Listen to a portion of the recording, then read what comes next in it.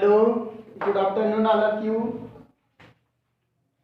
Okay, good afternoon. Today we will discuss about the chemical properties of alcohols. Alcohols की chemical properties के बारे में आज हम लोग discussions करेंगे। और केमिकल प्रॉपर्टी पढ़ने से पहले कुछ बातों को जान लेना बहुत ज़रूरी है। जैसे कभी कभी पूछा जाता है एसिडिक नेचर से रिलेशंस करके कौन सा अल्कोहल हमारा ज़्यादा रिएक्टिव होता है, कौन सा अल्कोहल हमारा कम रिएक्टिव होता है, which alcohol is more reactive, which alcohol is less reactive. We will have to recognize all the alcohols. Okay, we will discuss today the chemical properties of alcohols. The chemical properties of alcohols due to the cleavage of bond between oxygen and hydrogen. Okay, between oxygen and hydrogen. Oxygen and hydrogen. And second is the chemical property of alcohols due to the cleavage of bond between carbon and hydroxy group. And second is the reactivity of alcohols due to the both hydroxy group and alkyl group, that is this and CS2 and this hydroxy group and alkyl group। कहने का मतलब जो alcohols की chemical property होती है वो mainly oxygen hydrogen के bond between cleavage होने की वजह से होता है, या तो हो सकता है कि आपके जो एल्किल ग्रुप होते हैं और उससे जो हाइड्रोक्सी ग्रुप लगा होता है कार्बन और ऑक्सीजन के बीच बॉन्ड ब्रेक होने की वजह से होता है। और सेकेंड इज इसके हाइड्रोजन और हाइड्रोक्सी ग्रुप जब पार्टिसिपेट करता है, यानी बोथ एल्किल ग्रुप और हाइड्रोक्सी ग्रुप टेकिंग पार्ट करता है किसी रिएक्शन में, तो हमारे पास इसकी रिएक्टिविटी होती है। और इस तीनों वर्ड को देखने की कोशिश करेंगे, तीनों चीजों को। ठीक है, आज का वीडियो बहुत इंपॉर्टेंट है, बहुत है, क्योंकि केमिकल प्रॉपर्टीज की जाननी है तो आपको जितनी भी चीज यहाँ पे बताया जा रहा है उस पर फोकस करिए कि मैं क्या बताना चाह रहा हूँ, क्या जानना चाह रहा हूँ। ठीक है, जब इतनी चीज हम लोग पढ़ रहे थे। और एक चीज होता है जो एल्कोहल्स हमारे पास होता है, एल्कोहल्स का मेनली जो आपके पास स्ट्रक्चर होता है, जिस टाइप स्ट्रक्चर होता है आपने देखा जरा सा बेंट स्ट्रक्चर होता है, स्ट्रक्चर के बारे में भी डिस्कशन किया था। Two lone pair of electrons होते हैं, इस वजह से एक वजह होता है प्रोटॉन डोनेट करने की वजह से होता है, एक आपके पास इलेक्ट्रॉन डोनेट करने की वजह से इसकी रिएक्टिविटी हो सकती है। तो alcohols give both nucleophile and electrophile reactions. Okay, ये दोनों रिएक्शंस देता है, आपके न्यूक्लियोफिलिक रिएक्शंस देता है और इलेक्ट्रोफिलिक रिएक्शंस भी देता है। ओके, तो समझने की कोशिश करेंगे कब ये न्यूक्लियोफिलिक देता है, कब इलेक्ट्रोफिलिक देता है। जब ये इलेक्ट्रॉन को डोनेट करता है तब न्यूक्लियोफिलिक देता है, जब प्रोटॉन को डोनेट करता है तो इलेक्ट्रोफिलिक रिएक्शंस देता है। ठीक है, इस पॉइंट को बहुत ध्यान रखिएगा, आगे हम लोग डिस्कशंस करेंगे, मैकेनिज्म में बहुत हेल्प करेगा। न्यूक्लियोफिलिक कब देगा, जब ये आपके इलेक्ट्रॉन को डोनेट करेगा, और जब प्रोटॉन को डोनेट करेगा तो ये कैसा देगा, इलेक्ट्रोफिलिक रिएक्शन देगा। ओके, आइए समझने की कोशिश करते हैं, इसको आगे थोड़ा सा और पढ़ें। ठीक है, आज अगर इससे रिलेटेड हम देखते हैं तो पहले हमारे पास आता reactions involving OH bond fission. Okay, ध्यान से देखिएगा, रिएक्शन इन्वॉल्विंग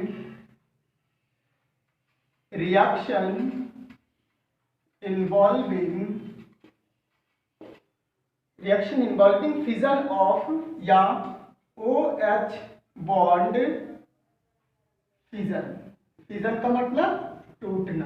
कौन सा बॉन्ड टूटेंगे, आपके पास ऑक्सीजन और हाइड्रोजन के बीच में बॉन्ड टूटेंगे। ठीक है, ऑक्सीजन और हाइड्रोजन के बीच में जब बॉन्ड टूटेगा तो डेफिनेटली आपका प्रोटॉन क्या होगा, रिलीज होगा। प्रोटॉन रिलीज होगा तो इस कंडीशंस में कौन से अल्कोहल ज्यादा रिएक्टिव, कौन सा कम रिएक्टिव, इस बारे में जानना है तो हम बोल देते the reactivity order when oxygen hydrogen bond fission take place in the reactions, the reactivity of alcohols like primary is more reactive than secondary, and secondary is more reactive than tertiary. Okay, now a question arises, why this sequence find in the reactivity order, why this sequence primary is more reactive, secondary is more reactive than tertiary and tertiary is less reactive। ठीक है, ये question हमारे पास उठता है जब हम इस diagram को लिखते हैं। तो डेफिनेटली इसके बारे में हम एक्सप्लेन करने की कोशिश करेंगे, ठीक है। एक चीज हमेशा जान लीजिए, if the polarity is smaller than it is difficult to break the bond. Okay, अगर पोलरिटी मतलब इनके बीच में अगर पोलरिटी अगर कम होगा तो इस बॉन्ड को ब्रेक करना मुश्किल होगा। ओके, अब पोलरिटी इसमें इसका मतलब सबसे ज्यादा, इसमें कम और इसमें सबसे कम। ओके, कैसे बात को समझते हैं? जब हम पोलरिटी के बारे में डिस्कशन करते हैं तो हम देखते हैं, जब हम ध्यान से समझिएगा ROH ग्रुप आपके पास ऐसे लिखा हुआ है। ओके, इस पॉइंट को बहुत ध्यान से देखिएगा। अब हमने प्राइमरी के बारे में डिस्कशन करा, सेकेंडरी के बारे में डिस्कशन करा, ठीक है। एक्चुअल में जो एल्किल ग्रुप होता है ये इलेक्ट्रॉन रिपेलिंग ग्रुप होता है। कैसा होता है? इलेक्ट्रॉन रिपेलिंग ग्रुप होता है। ओके, और अगर ये इलेक्ट्रॉन को रिपेल करेगा तो इसके बीच में कार्बन एंड ऑक्सीजन के बीच में जो पोलरिटी होगा वो ग्रेटर हो जाएगा। ओके, कार्बन के बीच में पोलरिटी क्या हो जाएगा? ग्रेटर हो जाएगा। और हाइड्रोजन और ऑक्सीजन के बीच में जो पोलरिटी हो जाएगा वो आपका क्या हो जाएगा? लेस हो जाएगा, कम हो जाएगा। मेरी बात समझने की कोशिश करिए। एल्किल ग्रुप आपका क्या होता है? इलेक्ट्रॉन रिपेलिंग ग्रुप होता है। जब ये इलेक्ट्रॉन को रिपेल करेगा तो पोलरिटी जो कार्बन, यहाँ के कार्बन और ऑक्सीजन है, इसके बीच में पोलरिटी क्या होगा? ज्यादा होगा। जबकि ऑक्सीजन और हाइड्रोजन के बीच में पोलरिटी क्या होनी चाहिए? लेस होनी चाहिए। ओके, अब अगर इसके बीच में पोलरिटी लेस हो गया, इसका मतलब ये बॉन्ड फ्यूजन क्या हो जाएगा? कम हो जाएगा।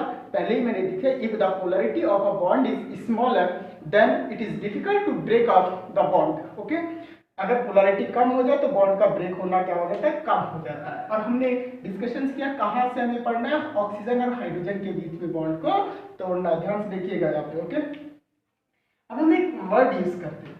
अगर मान लेते कि हमारे इस कार्बन के साथ में ये चीज लिखा हुआ है, यहाँ एक एल्किल ग्रुप है, यहाँ पे 2 हाइड्रोजन इस तरीके से। दूसरा हमने लिखा कि carbon, in this carbon 2 alkyl group is attached, 1 hydrogen, that is secondary. If tertiary, then 3 alkyl group are attached to the carbon on which hydroxy group is attached. Then the polarity between these bond between carbon and oxygen is greater. Okay, carbon and oxygen is greater, then the polarity of oxygen and hydrogen is less in tertiary 3 degree alcohols, 3 degree alcohols। मेरी बात समझने की कोशिश करिए। अगर इसमें 2 alkyl group है, definitely ये चीज आपको पता है। देखिए एरो से मैंने यहाँ पे रिप्रेजेंट करा, ठीक है।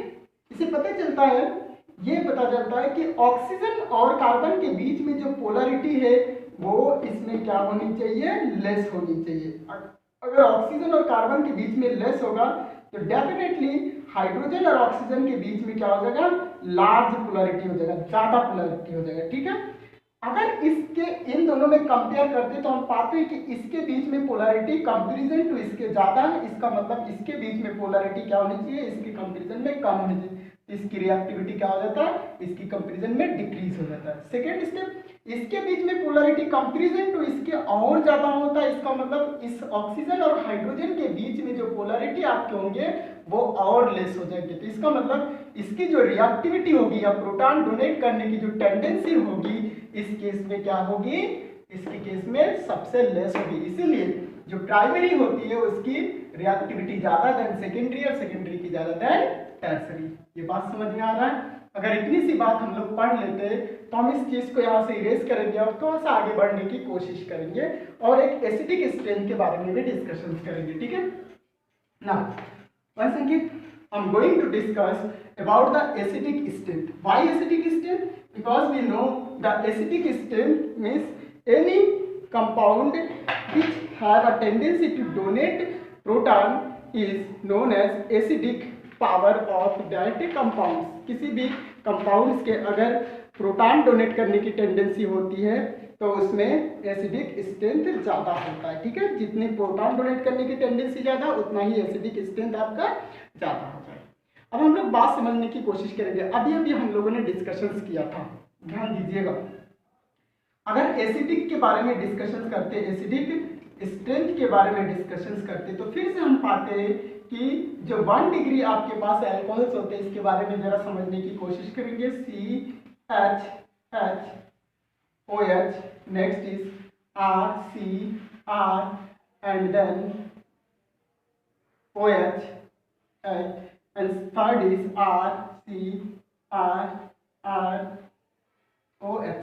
तीनों को मैंने फिर से लिख लिया, 1 डिग्री, 2 डिग्री एंड 3 डिग्री। बात बहुत ध्यान से समझिएगा। ऑलरेडी हम लोगों ने डिस्कशंस किया था, इसके ऑक्सीजन और हाइड्रोजन के बीच में पोलैरिटी ग्रेटर है देन इसके और इसमें ग्रेटर है देन इसके, क्योंकि यहाँ पे जो पोलैरिटी होगी वो कंपैरिजन में इसके क्या होगी, कम होगी, और यहाँ पे जो पोलैरिटी होगी वो सबसे ज्यादा होगी। ये बात हमने डिस्कशन की। कार्बन ऑक्सीजन के बारे में डिस्कशन कर रहे हैं, ध्यान से देखिएगा। यहाँ पे सिर्फ एक ही एल्किल ग्रुप है जो इलेक्ट्रॉन रिपेल करेगा, तो इसकी पोलैरिटी बहुत कम हो जाएगा, क्योंकि ये प्लस इंडक्टिव इफेक्ट को शो करेगा। कैसा? प्लस इंडक्टिव इफेक्ट को शो। यहाँ पे प्लस इंडक्टिव इफेक्ट और इंक्रीज कर जाता है, यानी हमने डबल एडेड एरो से दिखाया, यहाँ 2 एरो से दिखाया इसके बीच। इससे आप समझ सकते हैं कि इसमें पोलैरिटी इसकी कंपैरिजन में ज्यादा हो जाएगा, तो ऑक्सीजन और हाइड्रोजन की पोलैरिटी कम हो जाएगी। वही पिछला वाला, यहाँ पे आपके पास 3 एल्किल ग्रुप है जो इलेक्ट्रॉन को रिपेल करेगा, तो इसकी पोलैरिटी सबसे ज्यादा है, तो ऑक्सीजन हाइड्रोजन की सबसे कम। ओके, जब इतनी सी बात समझ में आ जाती है तो हमें समझ में इतना सा आता है कि प्राइमरी की जो एसिडिक स्ट्रेंथ होगी वो ज़्यादा होगी, क्योंकि ये प्रोटॉन को सबसे पहले रिलीज करेगा कंपैरिजन टू इसके, और इसकी प्रोटॉन रिलीज होगा very faster than this. Okay, इसके कंपैरिजन में इसमें जो प्रोटॉन है वो काफ़ी इजी वे में निकल जाएगा, और इसमें सबसे इजीली निकल जाएगा। तो फिर से हमने एसिडिक स्ट्रेंथ के बारे में अगर डिस्कशंस करते हैं तो हम पाते हैं कि जो प्राइमरी है उसकी एसिडिक स्ट्रेंथ ज़्यादा, देन सेकेंडरी, और सेकेंडरी की ज़्यादा है देन टर्सरी। ओके, ये मैंने एक डिक्रीजिंग ऑर्डर लिख दिया। ओके, एक बात हमेशा ध्यान में रखिएगा, इसकी जो एसिडिक स्ट्रेंथ है वेरी लेस, जो एसिडिक स्ट्रेंथ होती है स्मॉलर देन वाटर। हम बता दें एक चीज, the acidic strength of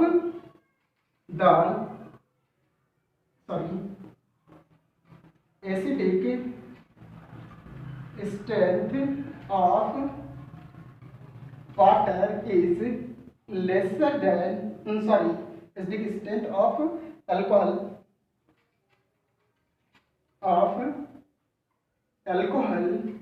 lesser than that of water। इसकी जो एसिडिक स्ट्रेंथ है वो वाटर से भी कम है। इसका मतलब समझ में आना चाहिए कि वाटर की जो एसिडिक स्ट्रेंथ है, अम्लीयता है, वो अल्कोहल से ज्यादा है, और किसी भी कंपाउंड की एसिडिक स्ट्रेंथ उसमें रहने वाले जो प्रोटॉन है वो डोनेट करने की टेंडेंसी पे डिपेंड करता है। ठीक है, कौन सबसे पहले प्रोटॉन को डोनेट करेगा। ठीक है, ब्राउनस्टेड ने इस चीज को बहुत अच्छे से समझाया था। ब्राउनस्टेड का जो थ्योरी होता है एसिड का, उसके बारे में डिस्कशन करते हैं, और हम फिर से थोड़ा सा पहुंच जाते हैं ऊपर और समझने की कोशिश करते हैं। देखिए यहाँ पे हम जानते हैं, जरा सा इस रिएक्शंस को देखने की कोशिश करिए। अगर कोई हमारे पास अल्कोहल से, बात समझिएगा, और उसका रिएक्शन किसी बेस से कर रहे हैं, स्ट्रॉन्ग बेस से कर रहे हैं, अल्कोहल है और कोई स्ट्रॉन्ग बेस से हम इसका रिएक्शन कर रहे हैं। ठीक है, आपको पता है ये है आपका क्या, बेस। मैंने बी से लिखा, बेस लिखा, कोई भी बेस होगा। ठीक है, प्रोटॉन यहाँ से डोनेट होगा, आपको पता है ये आपका एसिड है। ओके, जब ये डोनेट होगा इस तरीके से, तो आपको पता है कि ये आपका क्या बना देगा, आर, यहाँ पे BH बनाएगा, और BH का मतलब एक आपके पास एसिड का फॉर्मेशन करेगा, क्योंकि एसिड है, प्रोटॉन जैसे डोनेट करेगा तो ये बेस इससे मिलकर के आपका क्या बना देगा, एसिड बना देगा, और ये क्या हो जाएगा, प्लस RO आपका क्या हो जाएगा, या OR आपके पास क्या हो जाएगा, बेस हो जाएगा इस तरफ। ठीक है, नेगेटिव। ये बात समझ में आ रही है इतनी। अगर आपको इलेक्ट्रॉन नहीं रखना है मत रखिएगा, कोई बात नहीं। OR यानी एल्कोक्साइड जो है ये हमारा क्या है, बेस है। इतनी सी बात समझिए। When alkoxide, these alkoxide are treated with water, OH, it form ROH and OH negative। Okay, ये आपका क्या बन गया, अल्कोहल यानी एसिड बन गया, और उधर आपके पास क्या बन गया, बेस बन गया। ठीक है, इसको बोलते हैं कॉन्जुगेट एसिड, और ये क्या हो गया आपका, कॉन्जुगेट बेस। इसका ये कॉन्जुगेट बेस और इसका ये कॉन्जुगेट एसिड बन गया। ठीक है, इसका ये कॉन्जुगेट बेस बन गया, ये कॉन्जुगेट एसिड बन गया इसका। ठीक, एसिड, सॉरी हमें BH दिखाना था, सॉरी। ओके, ये हो गया कॉन्जुगेट एसिड और इसका ये कॉन्जुगेट बेस हो गया। ठीक, अब जरा सा एक पॉइंट यहाँ पे ध्यान देने की बात है। कैसे?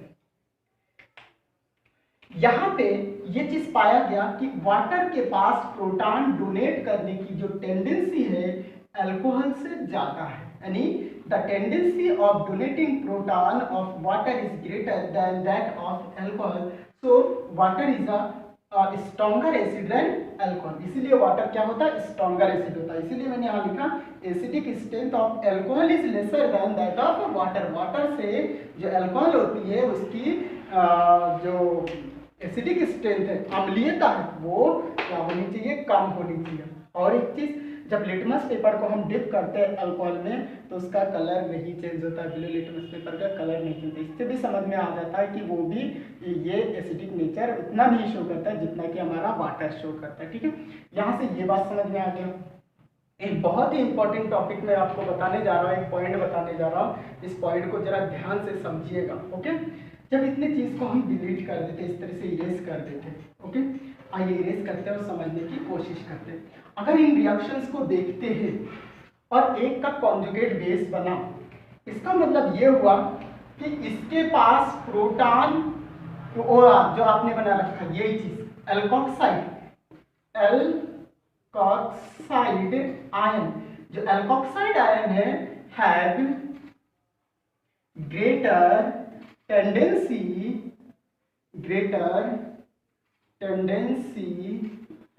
to gain proton. That means this is a good base or stronger base.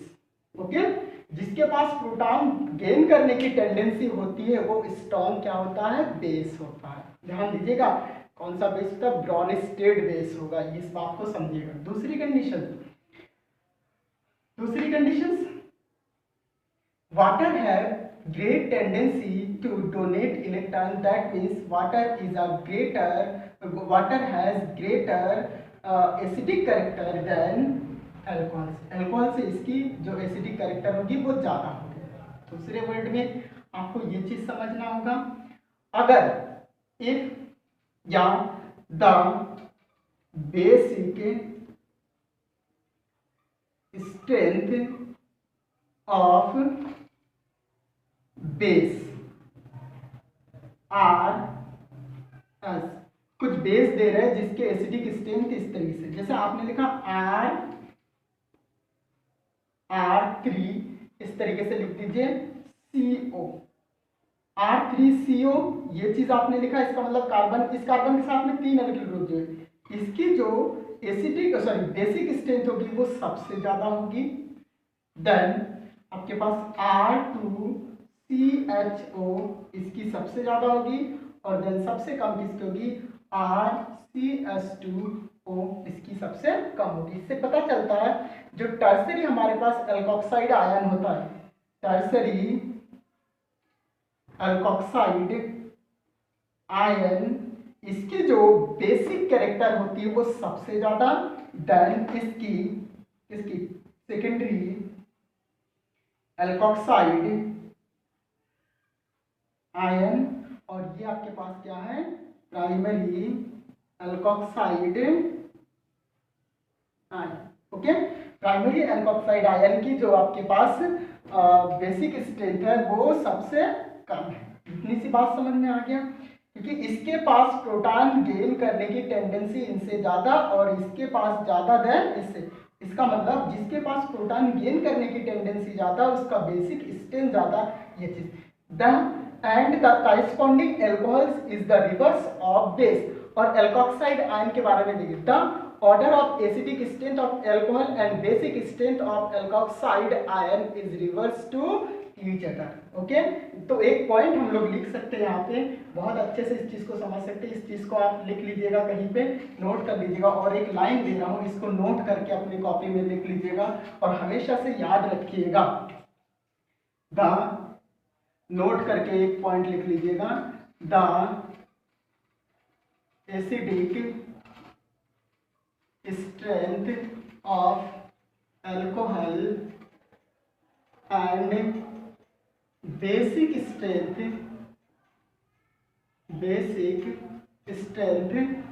of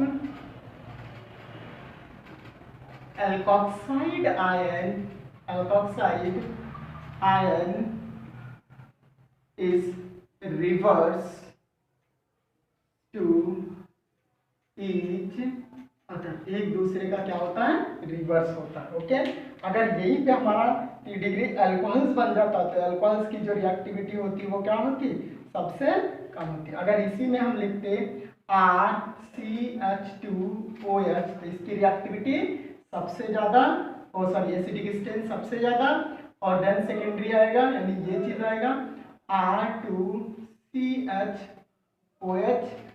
और देन R3COH,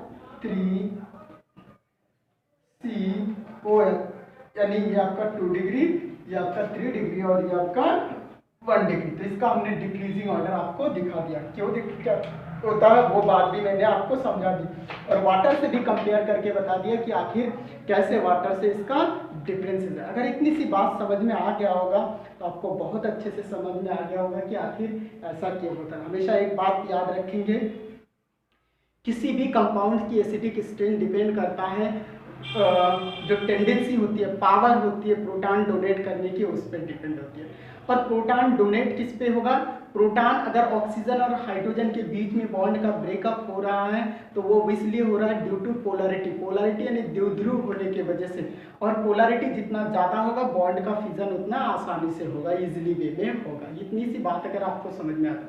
हमने बोला कि प्राइमरी अल्कोहल्स है वो मोर एसिडिक है या उसकी रिएक्टिविटी भी ज़्यादा है, ये वर्ड हमने दिखाया था जहाँ पे हमने लिखा था reactions involving cleavage of oxygen hydrogen bond, जो पहला आपने डिफिनिशंस में ही लिख रखा था। ठीक है, अगर इतनी सी तो हम समझते हैं कि जो प्राइमरी है वो इजिली वे में ऑक्सीजन को हाइड्रोजन को डोनेट करेगा, क्योंकि ऑक्सीजन और हाइड्रोजन के बीच में पोलैरिटी क्या है, ज़्यादा है कंपैरिजन टू सेकेंडरी। क्योंकि सेकेंडरी में जैसे पहुंचते तो हम सेकेंडरी में देखते वहां पे 2 आपके पास एल्किल ग्रुप आ गया है, अगर 2 एल्किल ग्रुप आ गया तो एल्किल ग्रुप जो 2 अटैच्ड है जिस कार्बन से और उस कार्बन से जो ऑक्सीजन अटैच्ड है उनके बीच में पोलैरिटी ज़्यादा हो जाता है due two plus inductive effect.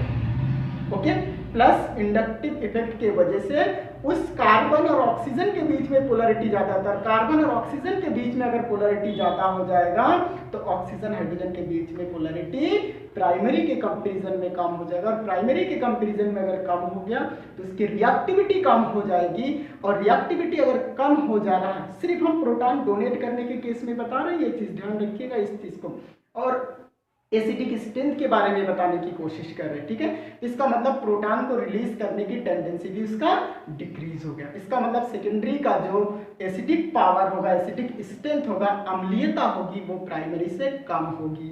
ये बात समझाया। तीसरे में जब पहुंचते हैं 3 डिग्री अल्कोहल्स में पहुंचते तो वहां पे 3 एल्किल ग्रुप होता है, और 3 एल्किल ग्रुप अगर वहां पे है तो तीनों क्या होता है, इलेक्ट्रॉन रिपेल करता है उस कार्बन को जिसके साथ में हाइड्रोक्सी ग्रुप हमारा अटैच्ड है। हाइड्रोक्सी ग्रुप अटैच्ड है, वहां पे कार्बन और ऑक्सीजन के बीच में पोलैरिटी ज्यादा हो जाता है, due to this the polarity decrease between the oxygen and hydrogen, so the easiness of the bond breaking bond between oxygen and hydrogen decreases. यानी कहने का मतलब हाइड्रोजन और ऑक्सीजन के बीच में बॉन्ड ब्रेक होने की जो इजीनेस होता है वो खत्म हो जाता है, यानी डिफिकल्टीज आ जाती है वहां पे। ओके, पोलैरिटी कम होने की वजह से। ठीक, इस तरीके से हमने एसिडिक स्ट्रेंथ को इसको मैंने कंपेयर किया वाटर के साथ में, चीजों को समझने की कोशिश करी है। वाटर के साथ में मैंने क्या कहा कि वाटर के केस में वाटर की एसिडिक पावर से, यानी वाटर की जो एसिडिक कैरेक्टर है वो अल्कोहल से ज्यादा नहीं, अल्कोहल का कम है। अल्कोहल का क्यों कम है, इस बात को समझाने के लिए मैंने एक रिएक्शन दिया और वहां पे ये चीज दिखाया कि अल्कोहल जब प्रोटॉन को डोनेट करेगा तब तो, अब अल्कोहल की प्रोटॉन डोनेट करना और वाटर का प्रोटॉन डोनेट करना, ये चीज पाया गया कि वाटर कंपेरेटिवली अल्कोहल के कंपेरिजन में इजिली वे में प्रोटॉन को डोनेट करे। दैट मीन्स प्रोटॉन डोनेट करने की टेंडेंसी वाटर में ज्यादा होती है। वाटर में अगर प्रोटॉन डोनेट करने की टेंडेंसी ज्यादा तो वाटर का एसिडिक पावर ज्यादा हुआ देन अल्कोहल। इतनी सी बात समझा। और दूसरे वर्ड में हमने यूज किया कि जब प्रोटॉन अल्कोहल डोनेट करता है तो एल्कोक्साइड बनता है। एल्कोक्साइड आयन जैसे बन जाता, अब उसके पास प्रोटॉन गेन करने की टेंडेंसी ज़्यादा हो जाती है। प्रोटॉन गेन करने की टेंडेंसी अगर किसी चीज़ में ज़्यादा हो जाती है तो उसकी बेसिक कैरेक्टर बढ़ जाता है। प्रोटॉन डोनेट करना किसी अल्कोहल से, प्रोटॉन का डोनेट होना, एसिडिक कैरेक्टर, प्रोटॉन का कोई गेन कर रहा है तो ब्रॉन्स्टेड या लोरी कॉन्सेप्ट के अकॉर्डिंग प्रोटॉन को गेन करना ही उसका बेसिक पावर कहलाता है। तो ये चीज पाया गया कि हाइड्रोक्सी आयन जो आपके वाटर में बन रखे थे और एल्कोक्साइड आयन जो बन रखा था, तो एल्कोक्साइड आयन के पास प्रोटॉन गेन करने की टेंडेंसी ज्यादा है देन किसके, हाइड्रोक्सी ग्रुप के। इसी वजह से जो आपके बेसिक स्ट्रेंथ होता है उसको भी मैंने समझाया कि टर्सरी जो एल्कोक्साइड होता है उसकी बेसिक स्ट्रेंथ ज़्यादा देन सेकेंडरी और सेकेंडरी की ज़्यादा देन प्राइमरी।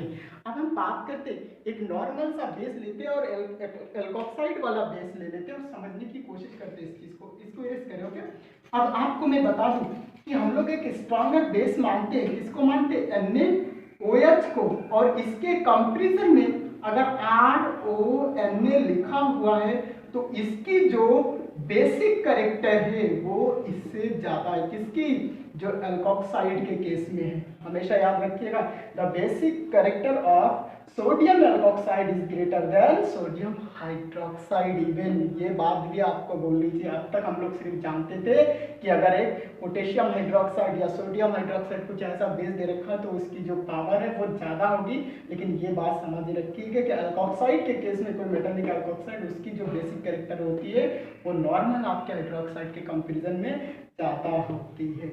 ओके, इतनी सी बात अगर समझ में आ गया होगा तो हम इस टॉपिक को यहाँ क्लोज करते हैं। अभी मैंने रिएक्शन नहीं दिया, रिएक्शंस अगले वीडियो में लेकर के आएंगे। यहाँ पे एसिडिक स्ट्रेंथ को समझना बहुत जरूरी था, रिएक्टिविटी ऑर्डर को समझना जरूरी था, वाटर से कंपेयर करना भी जरूरी था। इतनी सी बात समझ। Alcohols are Bronsted acid, alcohols are Bronsted acid कहा जाता है। क्यों कहा जाता है, क्योंकि वो प्रोटॉन को डोनेट कर रहा है। ठीक है, ब्रॉन्स्टेड बेस भी कहा जाता है इसको। ब्रॉन्स्टेड बेस क्यों कहा जाता है कि प्रोटॉन एक्सेप्ट करता है लेविस बेस, लेविस बेस इसलिए कहा जाता है क्योंकि इलेक्ट्रॉन डोनेट करता है। याद रखिए, अल्कोहल्स अगर हमारे पास है और वो प्रोटॉन को डोनेट कर रहा है तो ब्रॉन्स्टेड एसिड प्रोटॉन को एक्सेप्ट भी कर सकता है। ये प्रोटॉन को एक्सेप्ट कब कर सकता है, क्योंकि इसके ऊपर लोन पेयर ऑफ इलेक्ट्रॉन है, इसको दे करके, जब इसको दे करके करेंगे, प्रोटॉन को एक्सेप्ट करेंगे तो ये बन जाएगा ब्रॉन्स्टेड बेस।